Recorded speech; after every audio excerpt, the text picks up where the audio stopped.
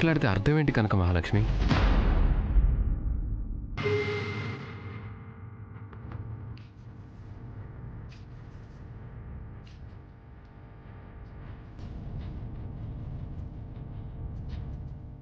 నిన్ను అర్థాంతరంగా వదిలేశానని నాలో నేను ఎంత కుమిలిపోయానో తెలుసా? నీకొక దారి చూపించకుండా నా దారి నేను చూసుకున్నానని నేనెంత పశ్చాత్తాపడుతున్నానో తెలుసా? ఆ పశ్చాత్తాపం గురించి నీతో చెప్పుకోవడానికి కూడా నాకు అవకాశం లేకుండా పోయింది. నేను చేసిన తప్పుని నేను గుర్తు చేసుకున్నప్పుడల్లా నాకొచ్చే కన్నిటిని నీకు చూపించకుండా కాలం గడిచిపోయింది.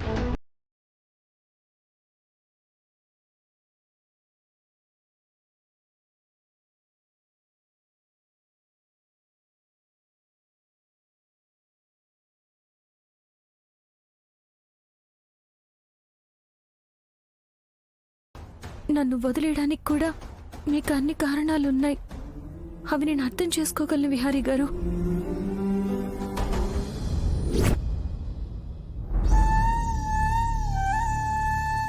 నువ్వు అవన్నీ అర్థం చేసుకోవడం నీ గొప్పతనం. కానీ అభంశుభం తెలియని నిన్ను అలా వదిలేయటం నాకు కరెక్ట్ కాదు. కానీ దేవుడు ఎంత విచిత్రమైన వాడో చూడు. నీ గురించి నేను ఎక్కడెక్కడో వెతుకుతూ ఉంటే నా కాలిగా తగిలే తీగలా నిన్ను తీసుకొచ్చి నా ఇంట్లోనే పెట్టి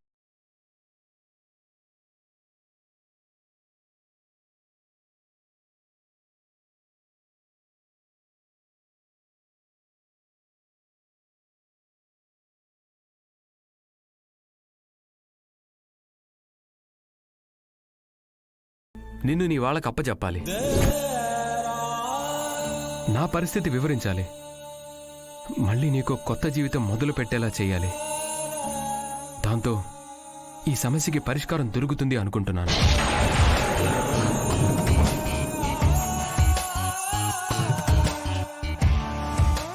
మా నాన్నగారి గుండె ఆగిపోకూడదని మీరు నా గుండెల మీద వేలాడేలా ఒక తాళి కట్టారు. మా నాన్న ప్రాణం పోకూడదని నాతో 7 అడుగులు నడిచి ఒక ఇష్టం లేని పెళ్లి చేసుకున్నారు. అలానే జీవితాంతం ఇలాగే ఉండిపోతావా? బ్రతికినంతకాలం నీ తల్లిదండ్రులకి దగ్గరగా వెళ్లాలని అనుకోవటం లేదా? లేదు విహారీ గారు, నా జీవితం గురించి వదిలేయండి. నా తలరాతలో ఎలా ఉంటే అలాగే జరుగుతుంది.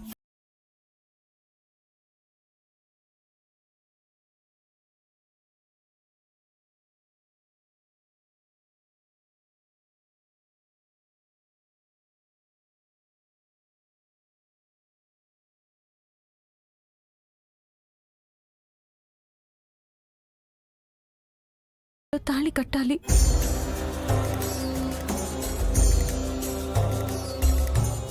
నా విషయంలో మీరు కోరుకున్నది ఎప్పటికీ జరగదు. జరగని దాని గురించి ఆలోచించి మీ సమయం వృధా చేసుకోకండి.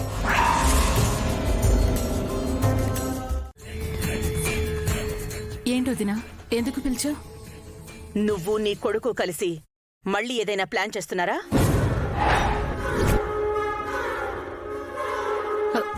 ఏం మాట్లాడుతున్నావు వదినా? దేని గురించి మాట్లాడుతున్నావు? 14 ఊళ్ళు తిరిగిన పంకజానికి పక్కింట్లో ఉన్న పాపాయమ్మ పేరు తెలీదా అన్నట్టు నేను దేని గురించి మాట్లాడుతున్నానో, ఏ విషయం గురించి నిలదీస్తున్నానో తెలుసుకోలేనంత అమాయకురాలువైతే నువ్వు కావు. ముందు నువ్వు నిశ్చితార్థం ఆపే ప్రయత్నం చేశావు. అదృష్టానికి తగ్గట్టు ఇప్పుడు నిశ్చితార్థం అయిపోయింది. ఇప్పుడు పెళ్లి విషయంలో కూడా నువ్వు నీ కొడుకు ఏమైనా ప్లాన్ చేస్తున్నారా? అలాంటిదేమీ లేదు వదినా.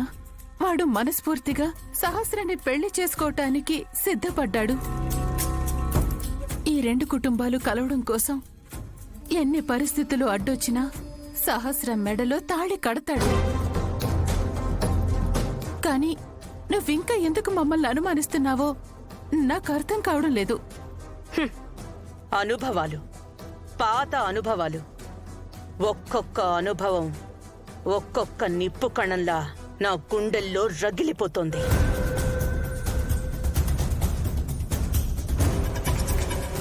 నీ వల్ల నాకు అన్యాయం జరిగింది. నీ వల్ల నేనొక సంతోషకరమైన జీవితాన్ని కోల్పోవాల్సొచ్చింది. ఇంకా నీ వల్ల నా కూతురు కూడా ఏదీ పోగొట్టుకోవడానికి వీల్లేదు.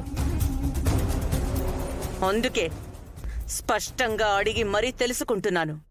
నువ్వు నిశ్చితార్థం ఆపాలని చూసినట్టే నీ కొడుకు కూడా పెళ్ళేమైనా ఆపాలని చూస్తున్నాడా? అందుకే పెళ్లి ముహూర్తం వాయిదా వేయించాడా? చూడు వదినా, గతంలో ఎప్పుడూ అయిపోయిన దాన్ని పట్టుకొని ఇప్పటికే బాధపడుతున్నావు. ఇప్పటికీ ఆ గతంలో నుంచి బయటికి రాలేకపోతున్నావు. నా వల్ల మీకు న్యాయం జరిగిందో అన్యాయం జరిగిందో నాకు తెలియదు, కానీ నా వల్ల మాత్రం మీరు బాధపడుతున్నారని నాకు అర్థమైంది. అందుకే ఈ పెళ్లితోనైనా ఆ బాధని తుడిచెయ్యాలి అని అనుకున్నాను. ఈ పెళ్లితోనైనా 20 సంవత్సరాలుగా లేని బంధాలు మళ్ళీ కలపాలి అని అనుకున్నాను. ఇంత అనుకున్నా నేను ఈ పెళ్లిని ఎలా ఆపాలనుకుంటాను? అవన్నీ నాకు తెలియదు యమునా. నీ కొడుకు గురించి ఎవరైనా పల్లెత్తు మాట అంటే నీకెంత కోపం వస్తుందో, నా కూతురికి కూడా ఎలాంటి అన్యాయం జరిగినా నాకు కూడా అంతే కోపం వస్తుంది. నాలో ఉన్న కాళికాదేవి బయటకు